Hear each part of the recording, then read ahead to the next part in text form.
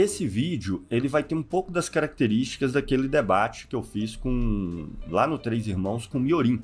Eu nem falei sobre produtividade lá. Poderia ter falado, poderia ter entrado nessas questões. Discutiu basicamente metodologia lá, mas eu acho divertido que ele tenha convocado esse debate. Gustavo Machado segue se justificando nesse debate, porque ficou muito feio ele ter negado a causalidade, ficou muito feio ele ter negado a lógica, ficou muito feio ele ter negado a economia como ciência, né? Tipo, basicamente, boa parte das coisas que fomentam o debate racional. E ele tenha saído ainda assim, após a poesia muito convincente dele, né?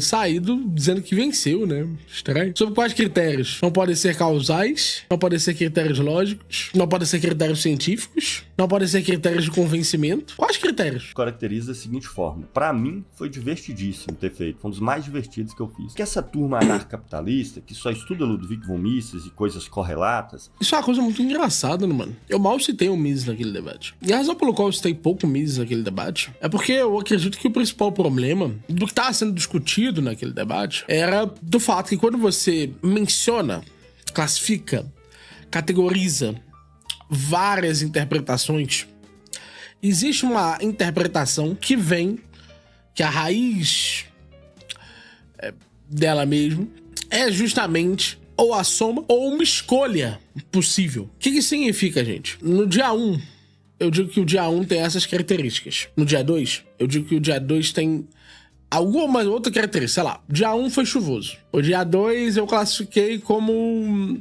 nublado. O dia 3 como ensolarado. O dia 4 como nevoso. E o dia 5 eu classifiquei como um dia nublado. Vocês podem ver que, embora cada um dos dias possa ter características, por exemplo, eu posso adicionar que no dia 1 teve sorvete, no dia 2 teve croissant, no dia 3 teve maçã. E eu posso falar das particularidades de cada um dos dias. Eu estou no processo de elencar os elementos de cada grupo. Eu posso pensar em um conjunto maior. Eu posso selecionar, escolher, para ser mais específico, entre esses grupos, entre cada um dos dias, dia 1, 2, 3, 4, 5, eu posso escolher um grupo que diz: essas aqui são as características pertinentes a alimentos e a clima desses dias, como estava o tempo desses dias, para ser mais específico. E eu posso, através daí, fazer asserções, né? Eu posso dizer, por exemplo, que é típico dos dias ter um tempo, né? Ou está chuvoso, ou está nublado, tal. Assim como eu posso dizer que é típico dos dias ter, de uma forma ou de outra, uma comida que foi comida naquele dia. Mais do que isso, eu posso pressupor alguém, né? Eu posso dizer que tinha alguém em cada um dos dias que comia a comida. Então, assim, embora cada dia tenha suas particularidades, você consegue estabelecer características que são as características comuns a todos eles. E esse dilema, ele subsiste a partir do momento em que você aceita a universalidade de alguma característica. Então, um exemplo. Qual que é a característica que está presente em todos? Que a gente afirmou que está pela descrição que nós fizemos de cada tempo, de cada dia. O tempo do dia. Se está claro, se está ensolarado, para ser mais específico. Se está nublado, se está chuvoso. Eu especifiquei como está cada dia. Eu aceitei que essa característica faz parte da descrição. Então, a partir do momento que você aceita, você pode falar da verdade ou da falsidade da afirmação da descrição que você fez.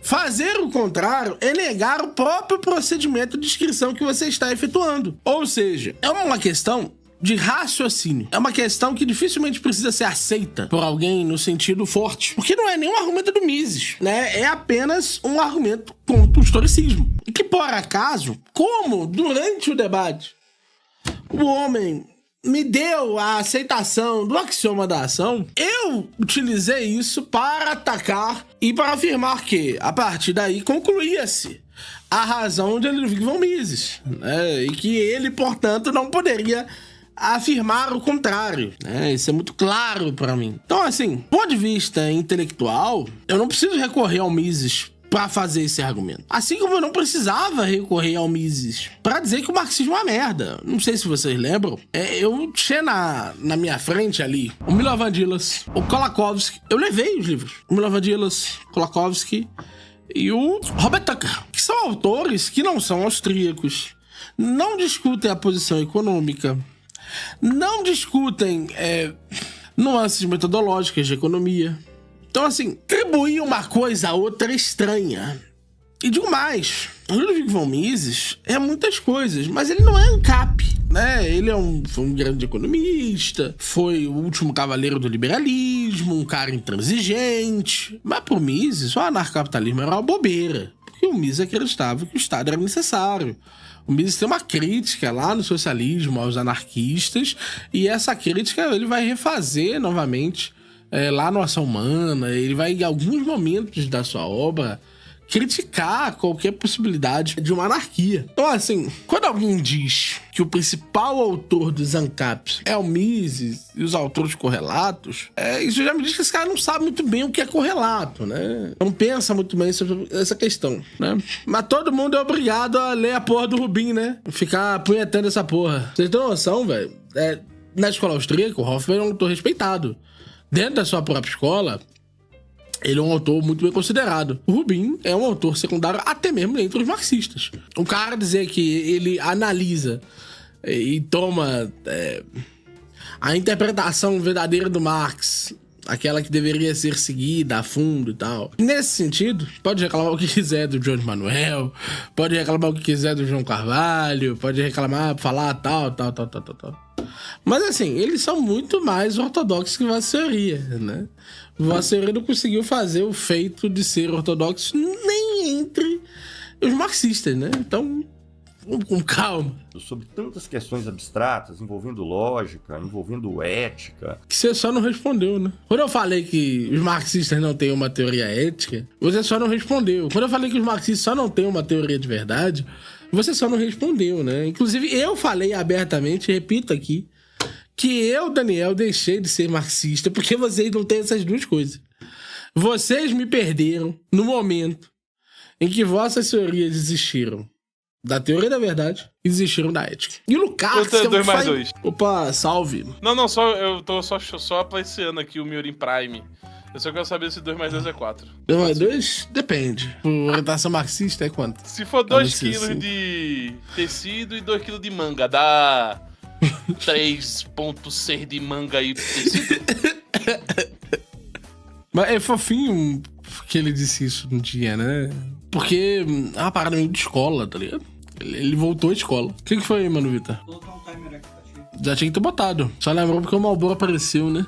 É porque ele ficou te apreciando aí, mano. Muito bom o Miorim Old Times, respondendo e, pô, focado. Tá fechando o olhinho de arrogância, assim. Tá, o que tá acontecendo? Ele tá botando o computador pra carregar. Eita Bravo. porra! Esse bundão dele, todo mundo viu essa bundona. Muito lindo, viu esse seu reguinho? É o famoso. E aí tem, ó, Miorim, ele tem um reguinho que a gente lá em Recife chama de escorrega-pica. Que isso? Desculpa, é que chama assim lá, tá?